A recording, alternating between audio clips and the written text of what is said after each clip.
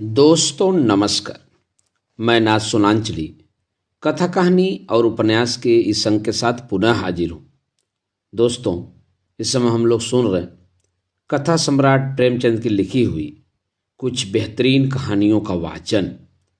इस कड़ी में आज लीजिए सुनिए कथा सम्राट प्रेमचंद की लिखी हुई मानसरोवर भाग 1 से एक और कहानी आखिरी हीला का वाचन मेरे अर्थात नाथ सोनांचली के स्वर में। यद्यपि मेरी स्मरण शक्ति पृथ्वी के इतिहास की सारी स्मरण तारीखें भूल गई, वह तारीखें जिन्हें रातों को जागकर और मस्तिष्क को खपाकर याद किया था, मगर विवाह की तिथि समतल भूमि में एक स्तंभ की भांति अटल है। न भूलता है न भूल सकता हूं। उससे पहले और पीछे की सारी घटनाएं दिल में मीट गईं, उनका निशान तक बाकी नहीं। वह सारी अनेकता एक एकता में मिश्रित हो गई और वह मेरे विवाह की तिथि है। चाहता हूं उसे भूल जाऊं, मगर जिस तिथि का नित्य प्रति सुमिरन किया जाता हो वह कैसे भूल जाए। नित्य प्रति सुमिरन क्यों करता हूं, यह उस विपत्ति मारे से पूछिए जिसे भगवत भजन के सिवाय जीवन के उद्धार का कोई आधार न रहा हो। लेकिन क्या मैं वैवाहिक जीवन से इसलिए भागता हूं कि मुझ में रसिकता का अभाव है और मैं कोमल वर्ग की मोहनी शक्ति से निर्लिप्त हूं और अनासक्ति का पद प्राप्त कर चुका हूं। क्या मैं नहीं चाहता हूं कि जब मैं सैर करने निकलूं तो हृदयेश्वरी भी मेरे साथ विराजमान हो। विलास वस्तुओं की दुकानों पर उनके साथ जाकर थोड़ी देर के लिए रसमय आग्रह का आनंद उठाऊं। मैं उस गर्व और आनंद और महत्व का अनुभव कर सकता हूं जो मेरे दूसरे भाइयों की भांति मेरे हृदय में भी आंदोलित होगा। लेकिन मेरे भाग्य में वह खुशियां, वह रंगरेलियां नहीं हैं, क्योंकि चित्र का दूसरा पक्ष भी तो देखता हूं। एक पक्ष जितना ही मोहक और आकर्षक है, दूसरा उतना ही हृदय विदारक और भयंकर।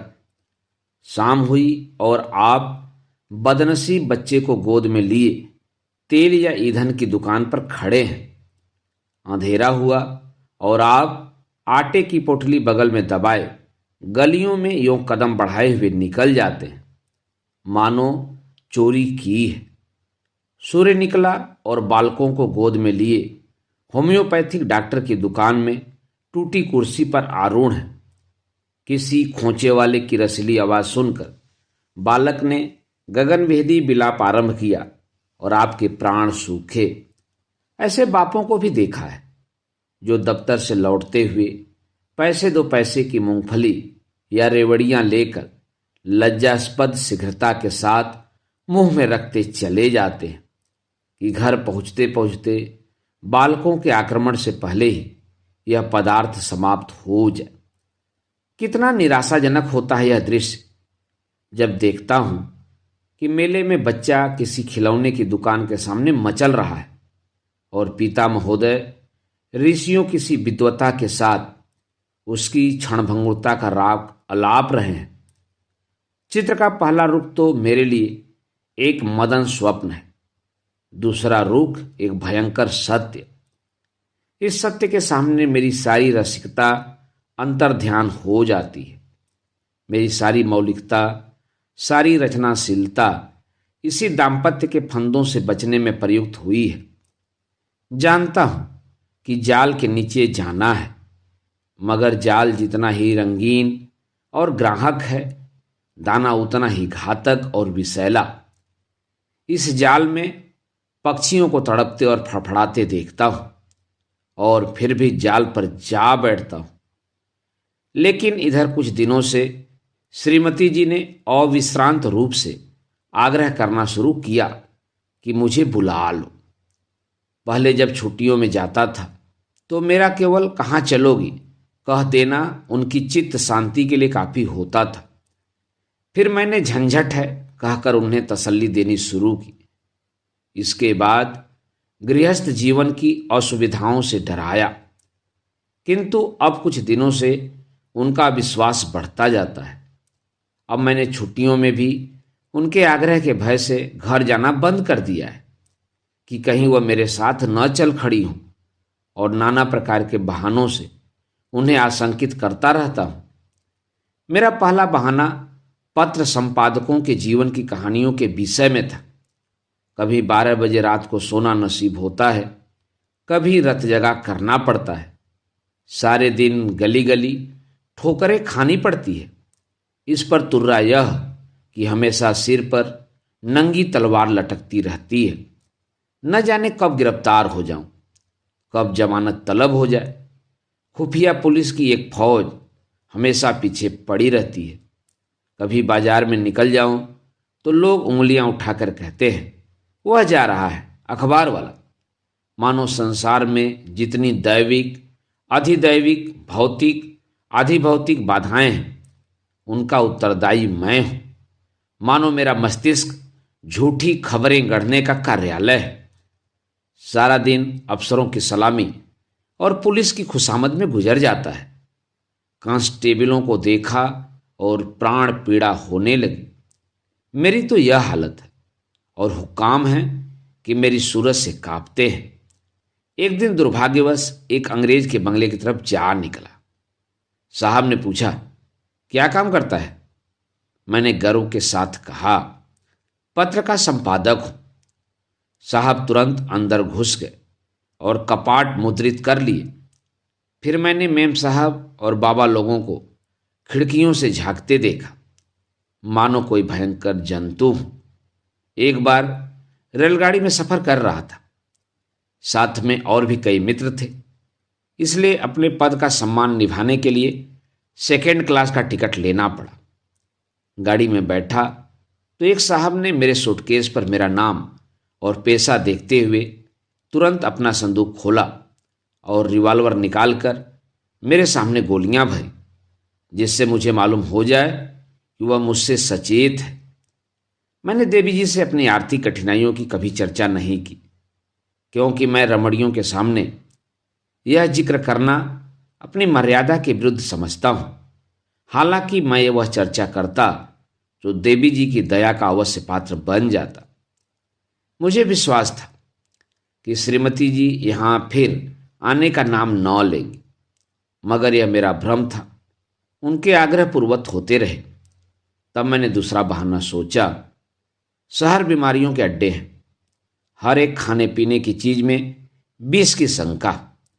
दूध में विष, घी में विष, फलों में विष, साग भाजी में विष, हवा में विष, पानी में विष। यह मनुष्य का जीवन पानी की लकीर है, जिसे आज देखो वह कल गायब। अच्छे खासे बैठे हैं, हृदय की गति बंद हो गई। घर से शहर को निकले, मोटर से टकराकर सुरपुर की राह ली। अगर कोई शाम को सांगो पांग घर आ जाए तो उसे भाग्यवान समझो।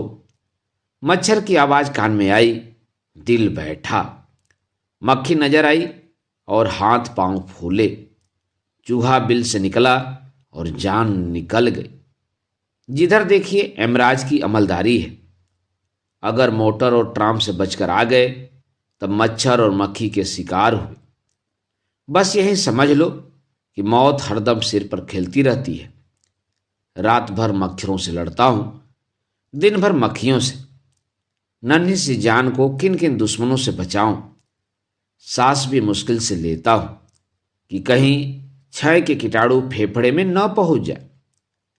देवी जी को फिर भी मुझ पर विश्वास न आया। दूसरे पत्र में भी वही आरजू थी। लिखा था, तुम्हारे पत्र ने एक और चिंता बढ़ा दी। अब प्रतिदिन पत्र लिखा करना। मैं एक न सुनूंगी और सीधे चली आऊंगी। मैंने दिल में कहा, चलो सस्ते छूटे। मगर यह खटका लगा हुआ था कि न जाने कब उन्हें शहर आने के सनक सवार हो जाए। इसलिए मैंने तीसरा बहाना सोच निकाला। यहां मित्रों के मारे नाकोदम रहता है। आकर बैठ जाते हैं तो उठने का नाम भी नहीं लेते, मानो अपना घर बेच आए हैं। अगर घर से टल जाओ तो आकर बेधड़क कमरे में बैठ जाते हैं और नौकर से जो चीज मांगते हैं उधार मंगवा लेते हैं। देना मुझे पड़ता है। कुछ लोग तो हफ्तों पड़े रहते हैं, टलने का नाम ही नहीं लेते।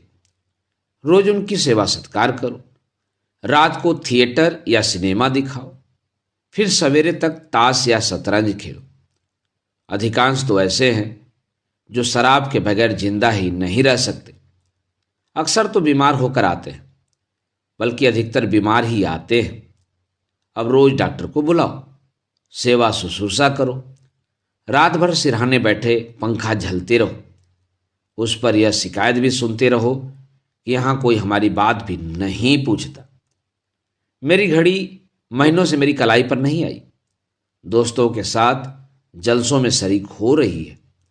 अचकन है, वह एक साहब के पास है, कोट और दूसरे साहब ले गए, जूते और एक बाबू ले उड़े। मैं वहीं रद्दी कोट और वहीं चमरौधा जूता पहनकर दफ्तर जाता हूं।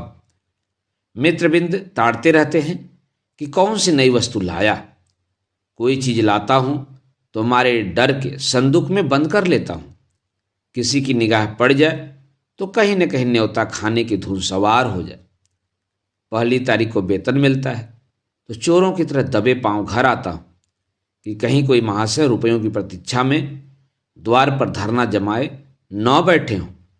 मालूम नहीं उनकी सारी आवश्यकताएं 1 तारीख की बाट क्यों जोहती रहती हैं। एक दिन वेतन लेकर 12 बजे रात को लौटा, मगर देखा तो आधे दर्जन मित्र उस वक्त भी डटे हुए थे। माथा ठोक लिया। कितने ही बहाने करूं, उनके सामने एक नहीं चलती। मैं कहता हूं घर से पत्र आया है, माताजी बहुत बीमार हैं। जवाब देते हैं, अजी बूढ़े इतनी जल्दी नहीं मरते, मरना ही होता तो इतने दिन जीवित क्यों रहती। देख लेना 2-4 दिन में अच्छी हो जाएंगी, और अगर मर भी जाएं तो वृद्धजनों की मृत्यु का शोक ही क्या, वह तो और खुशी की बात है। कहता हूं लगान का बड़ा तकाजा हो रहा है। जवाब मिलता है, आजकल लगान तो बंद ही हो रहा है, लगान देने की जरूरत ही नहीं रही। अगर किसी संस्कार का बहाना करता हूं तो फरमाते हैं, तुम भी विचित्र जीव हो, इन कुप्रथाओं की लकीर पीटना तुम्हारी शान के खिलाफ है। अगर तुम उनका मुलोच्छेदन करोगे तो वह लोग क्या आकाश से आवेंगे। गरज यह कि किसी तरह प्राण नहीं बचते। मैंने समझा था कि हमारा यह बहाना निशाने पर बैठेगा। ऐसे घर में कौन रमणी रहना पसंद करेगी जो मित्रों पर ही अर्पित हो गया हो। किंतु मुझे फिर भ्रम हुआ। उत्तर में फिर वही आग्रह था। तब मैंने चौथा हीला सोचा। यहाँ के मकान हैं कि चिड़ियों की पिंजरे, न हवा न रोशनी। वह दुर्गंध उड़ती है कि खोपड़ी भन्ना जाती है। कितने ही तो इसी दुर्गंध के कारण विसूचिका, टाइफाइड, यक्षमा आदि रोग हो जाते हैं। वर्षा हुई और मकान टपकने लगा।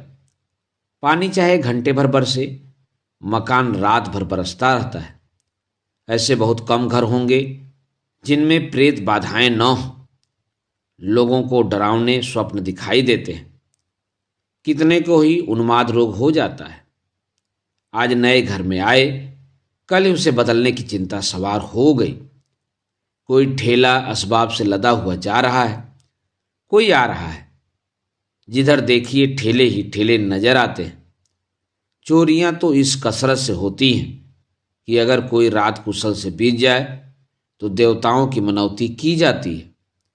आधी रात हुई और चोर चोर, लेना लेना की आवाजें आने लगी।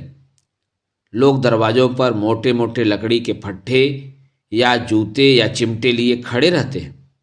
फिर भी चोर इतने कुशल हैं कि आंख बचाकर अंदर पहुंच ही जाते हैं। एक मेरे बेतकल्लुफ दोस्त स्नेहवश मेरे पास बहुत देर तक बैठे रहते हैं। रात अंधेरे में बर्तन खड़के तो मैंने बिजली की बत्ती जलाई। देखा तो वही महाशय बर्तन समेट रहे हैं। मेरी आवाज सुनकर जोर से कहा मारा और बोले, मैं तुम्हें चकमा देना चाहता था। मैंने दिल में समझ लिया, अगर निकल जाते तो बर्तन आपके थे। जब जाग पड़ा तो चकमा हो गया।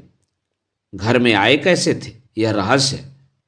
कदाचित रात को ताश खेल कर चले तो बाहर जाने के बदले नीचे अंधेरी कोठरी में छिप गए।